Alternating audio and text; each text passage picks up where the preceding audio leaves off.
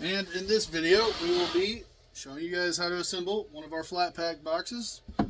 I feel like I needed to make this in case some people just couldn't figure it out. It's fairly simple. First step, make sure you throw everything together. Everything lines up. There's no sanity that needs to happen. We're only human. We'll do our best, obviously, but we do miss things sometimes. Every once in a while, we'll miss a panel or something. If we do, get back at us. We'll get you the right part. Not a big deal. Some of them may not be labeled, but they only fit together a certain way. Like this panel has 2 rounds and then a flat side and a round. So that one's going to fit in this slot. It may take you a minute to puzzle piece it together. It may take a little bit of brain power, but I'm pretty sure a 5-year-old can put this together. It's not going to be that complicated. First step, the tools you're going to need are either some clamps, or you can use a nail gun. I would not advise screwing this together just because of the way it goes together. If you screw it together, you risk splitting the wood and having more sanding in the final result. So this is the order that I would suggest putting it together. This is our standard prefab 12. The first thing I would do, if you don't have a clamp, use a nail gun. If you do have a clamp, you're just going to have to wait a little bit longer. As far as glue goes, where is the Titebond 2? Here is the Titebond 2. As far as glue goes, we recommend some Titebond 2. Local at Home Depot, pretty much anywhere has it. That's what we put all of ours together with. This one is going to a shop, so we're going to go ahead and assemble it. But a healthy amount of glue is all you're really going to need. Don't fill the hell out of it, but at the same time, this is what's holding the box together. This is the exact order I would recommend putting this one together in, just because it's going to be the simplest. There's a couple of steps that most people wouldn't get.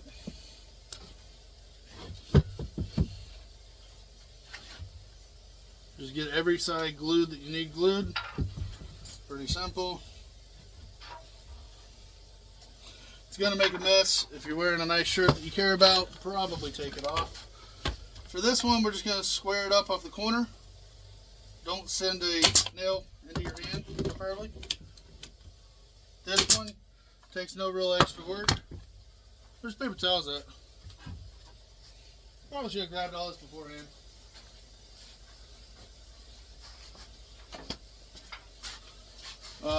I would suggest cleaning this up, at least the port area, as you're assembling it, because this is going to be the hardest part to get to once it's glued.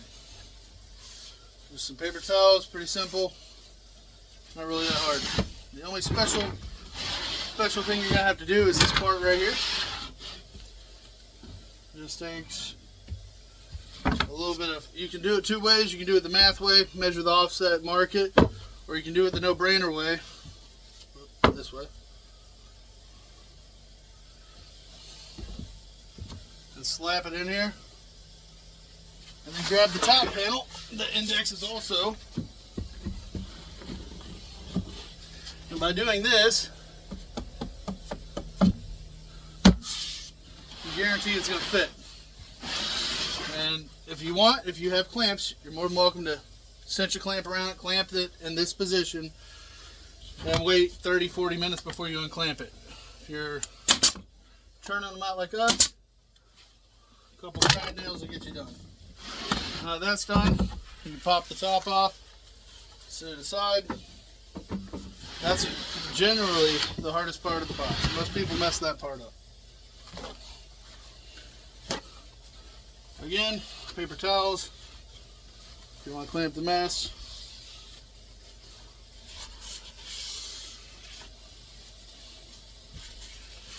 So, if you want to put this together with screws, you can, but you're going to have to get in here and Craig jig this, and you're going to have to use some fairly small screws.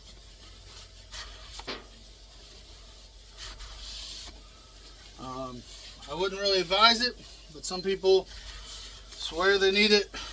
Honestly, the glue's the glue is what's holding this whole thing together. The brad nails are just there to hold it while it dries. Alright, so this is the inner port wall. This window brace is the back port wall. This is the back of the box. Don't need that yet. Don't need those yet. We need not the flush mount baffle, but this baffle. This is the standard baffle. So, easiest way to do this, it can be rotated 360. The hole is in the center, or the brace is dead center. Easiest way to do this would be grab a pencil, which I've got to find now because I'm not having any luck with everything else. How do we forget everything whenever we go to start a video? You got a pencil out there? Hand me that one, I'll sharpen it. That wasn't a pencil. That was half a pencil. There's already got sharpened.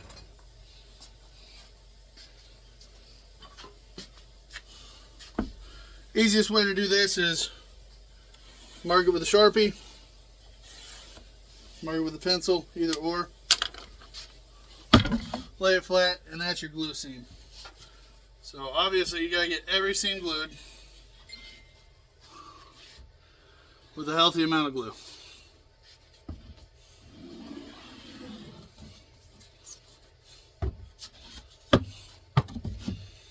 If it's squeezing out, you used enough. If it's not squeezing out, you probably didn't.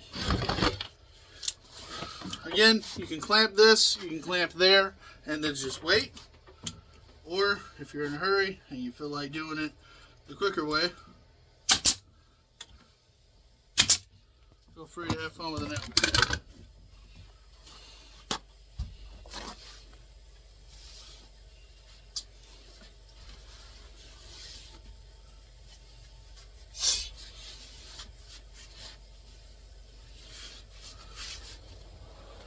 Alright, this is the only chance you get to nail this because it's going to be hid behind the false, or the next panel. So again, drop that on, watch your hands, ladies and gentlemen. You can mark center, or if you've been doing this a minute, you don't have to.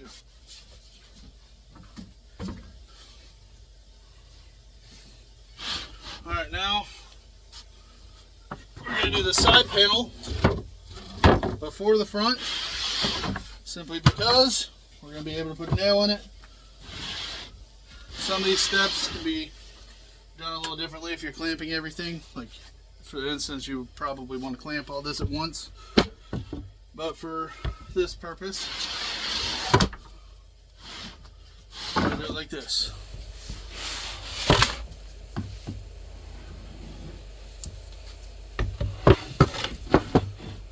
Don't be scared to use the glue. As long as you clean it up, it's not going to be everywhere.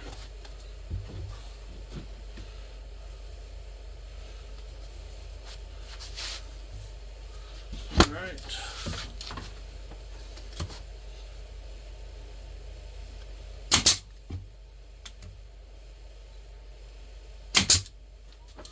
There we go.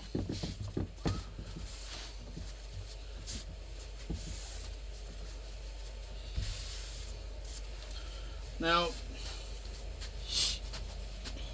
the amount of glue you're going to need is probably just bigger than the small bottle that they sell of this. This is the extra large, what is it, like 16 ounces or something? I think that'd be enough to get this whole box built. On the bigger ones, maybe even more. If you bought one of our extra strong boxes, they go together very similar to this. If you're planning on painting the inside of this, I would recommend taking a lot more time and cleaning it up. But this one, it's going to be raw. It's going to the local shop. It doesn't need all that extra. Now for the face, it's not getting a single nail in it. This can be done last. It's literally going to drop in there. It's going to squeeze to the baffle, and then the top's sitting on it. So we're going to save this for last. I almost glued it because force of habit.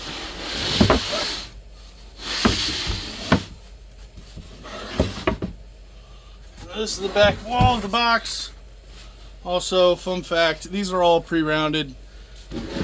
The router we use, obviously you can't cut a square notch with a round bit. So we round everything. It will go in one way. It won't go in the other way. The same for every panel on here. Again, back to good glue joints, healthy amount of glue. I just missed that one.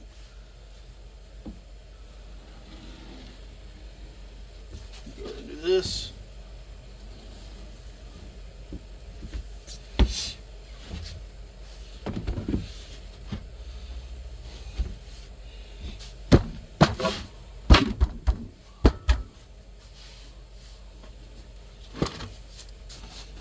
Is going to squeeze out some glue right here.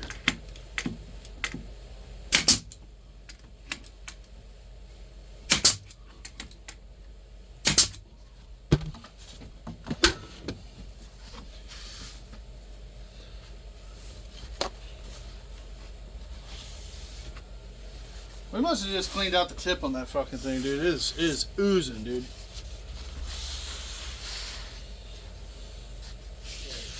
Yeah, I cleaned it out. Yeah, I can tell. Huh? With a drill bit. Yeah, with the drill bit? Did you upsize it? Yeah. It was not spurting that much glue last time. I feel like I've used more paper towels in this one box than I have anywhere else in the shop. But hey.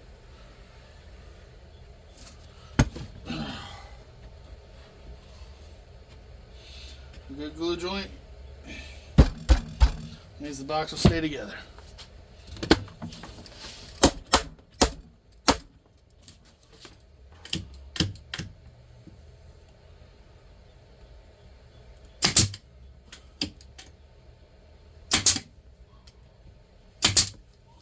Now if you did all these steps right, the top will literally drop on with little effort. If you lined all these up wrong, you're going to be wailing on it with a hammer. But my advice, instead of wailing on it with a hammer, is get some clamps. And if these are moved around a little bit during the whole process, tap them in the spot. It's ideal to do this as fast as possible. That way everything's wet when it goes together.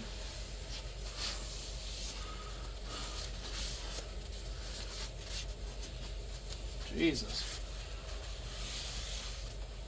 All the glue today.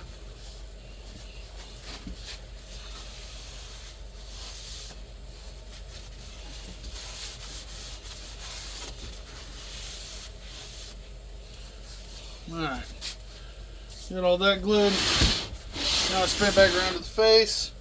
The second to last piece. Advice, don't put a bunch. This is mostly decorative. It doesn't add all that much strength to the box. Nah. It'll be alright. If you want to get exact with it, you can spread it out.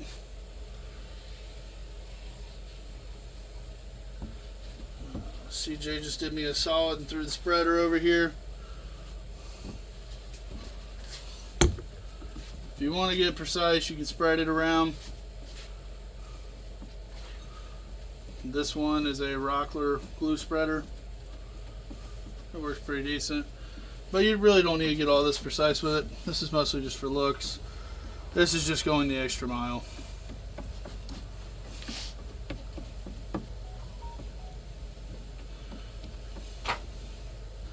But if you start something, might as well finish it. So here we are. There we go. Good enough. It doesn't matter which orientation you go here. Oop, almost got bad. Didn't put glue in the joint.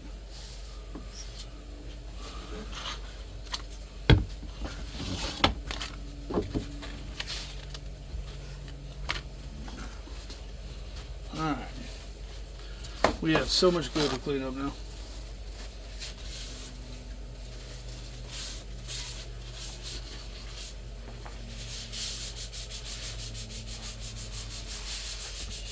Alright.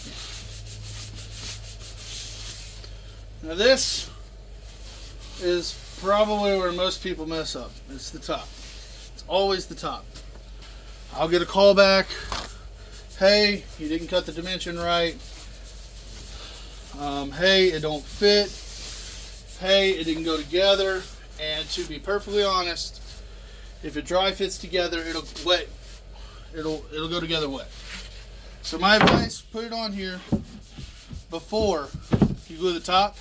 And the trick is the front of the box, sit that down in the groove, center it up, and then pull to the back and hammer it down. That'll squeeze the front in, down, and back. If you get this to knock in without anything on it, no glue, pop it out in the same orientation. Back first, then front, flip it, glue it, flip it, clamp it, or sit something heavy on it.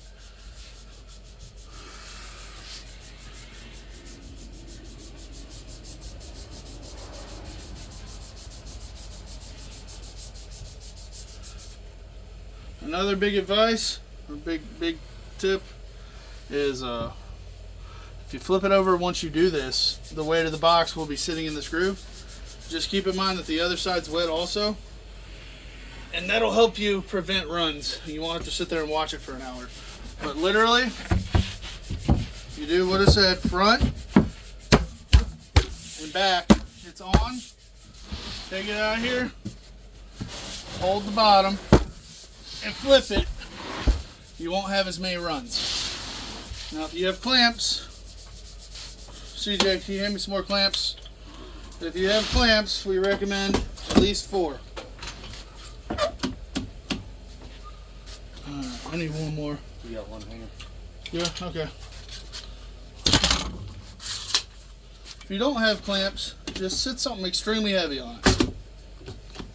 On a flat surface, preferably. We will come back and clean up the glue in a second here. I'm more worried about having the box hold together.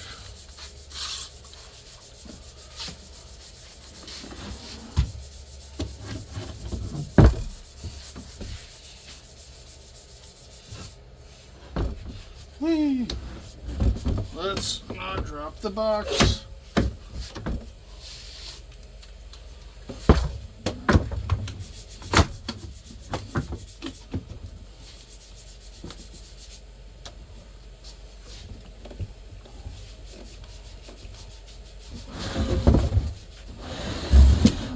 Now, once you get all that squeezed, have fun with the glue. This is the part where you want to go through and clean it all up for the final time. There's 2 ways you can go about cleaning this glue.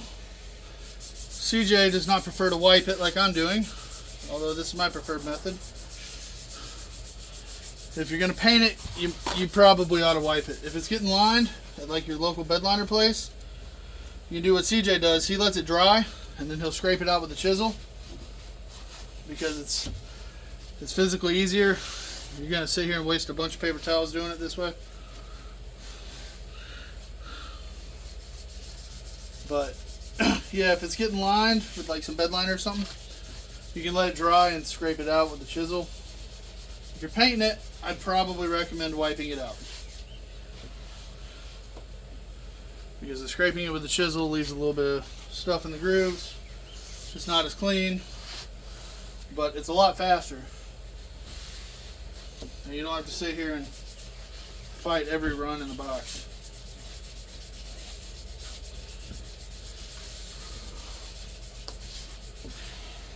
And then once you get all your glue cleaned up, just let it sit for 2 hours. That's the minimum amount of time I'd leave it clamped. Once you let it sit for 2 hours, you could, in theory, put your subs in it and play it. It really depends on your humidity, but for safe practice, I just wait till the next day. And then you won't be calling me wanting to know why your box blew apart. That's my recommendation. And I think that concludes this video. I hope this helps somebody. We're going to play 300 paper towels now.